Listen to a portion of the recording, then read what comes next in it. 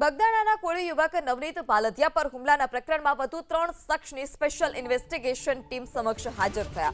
આ તમામ એસઆઈટીએ તમામના નિવેદન નોંધ્યા છે. તો આ પ્રકરણમાં એક શખ્સે મફ્ફા કોર્ટમાં આગોતરા જામીન અરજી કરી, જ્યારે જેલમાં બંધ 8 આરોપીએ રેગ્યુલર જામીન અરજી કરતા 30 જાન્યુઆરીએ વધુ સુનાવણી હાથ ધરાશે. બગદાણાના ચકચારી હુમલા કેસમાં અત્યાર સુધીમાં 14 આરોપીની ધરપકડ થઈ છે. છેલ્લે 14મા આરોપી તરીકે લોક કલાકાર મહાભાઈ આહિરના પુત્ર જયરાજ આહિરની સંડોવણી ખુલતા જ તેની ધરપકડ કરાઈ અને 25 જાન્યુઆરીના જિલ્લા જેલ હવાલે કરી દેવામાં આવ્યો.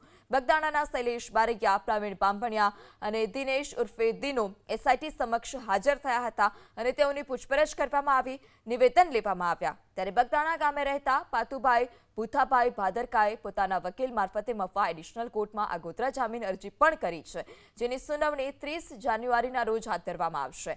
અગાઉ પકડાયેલા રાજુ ભમ્મર, વીરુ સૈડા, આતુ ભમ્મર, ભાવેશ છેલાણા, વિરેન્દ્ર પરમાર, પંકજ મેર, સની ઉર્ફે સતીશ વનાલિયા, ઉત્તમ બાંભણિયાએ જેલ મુક્ત થવા માટે રેગ્યુલર જામીન અરજી કરી છે.